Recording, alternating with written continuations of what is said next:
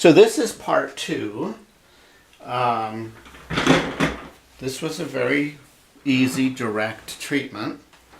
And we achieved symmetry of dorsiflexion of the ankle. And then after that, I worked on restoring abduction of the subtalar joint. You can now see that's much more mobile, okay? And then I came to treat the midfoot, but the midfoot mobility was already restored. So I didn't have to treat it. And cuboid motion was also restored. That's a lot of mobility there, you know. That's a freely mobile cuboid, okay? And your ligament is strong, your anterior talofibular, and your calcaneofibular ligament is very strong as well. And we had you get up and walk around. Can you tell me how you felt? Yeah, it just felt a lot more free. And it's been swollen, and I can already tell that it's not even quite as swollen as it was. Nice, nice. And then we taught you how to treat it yourself. Yeah, very simply. So this is a one-visit treatment. Wow. Wow. Can you tell us a little bit about your journey? I mean, it's been 18 months. Like, how much money have you spent? How many people have you seen for this? Right. I've probably spent over $5,000. Oh my gosh. And I have gone to, foot and ankle specialists, and they've told me it was plantar fasciitis, it was Achilles tendonitis. I was in a boot that I spent $500 on for 8 months. I got a $450 orthotic that did not work. I was in the same boat. I went to craniosacral therapist. I went to a chiropractor with infrared light. I did acupressure.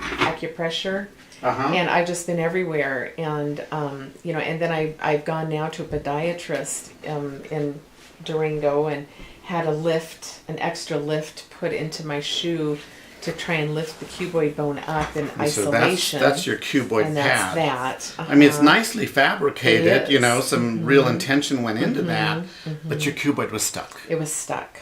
And so this Right. was not therapeutic, and I'm recommending that you have it removed. Right. You don't need that. Okay. Yeah. Right. So that much money, can I have 10% of 5,000?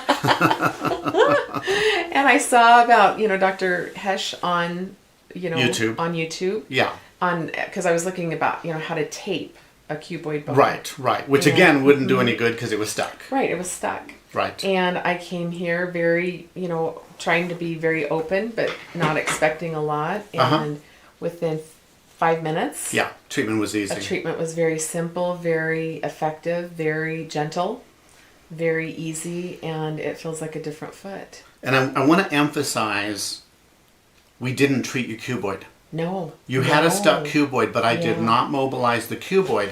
I mobilized the talus. The talus at the ankle joint. Right. And then I mobilized the calcaneus and with everything talus. came together on its own. After that, midfoot was happy. After that, cuboid was happy. And I failed to demonstrate muscle inhibition. With an injury like this, you oftentimes get muscle inhibition, and so I can, break a hold such as lift your foot up and out. Usually this is the one that's really weak, but that's testing very strong now. Okay. I regret that I didn't test that. Okay. Because that can show a dramatic change. Okay. But now there's no inhibition of muscle function. Right. And now every time you walk, your foot will find that new movement. Okay. So just walking alone Will is be therapeutic. Really good therapy. Great. Yeah. Yeah, I couldn't even swim. I could do no activity for the last year and a half and have just been able to swim like the last 2 months without pain. Interesting. Yeah. So. Yeah.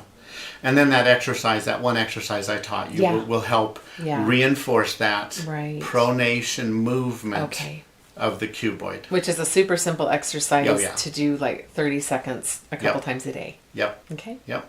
Any final thoughts? No, I'm just glad I was on the internet and I found you. Out in the cornfields of Colorado, of eastern Colorado. Aurora. Yes. Yes, indeed. Yes. Well, thank you so much, Dr. Hesch. Oh, you bet. Wow. You bet. Glad to treat you, and thank you for letting me film this. Yes.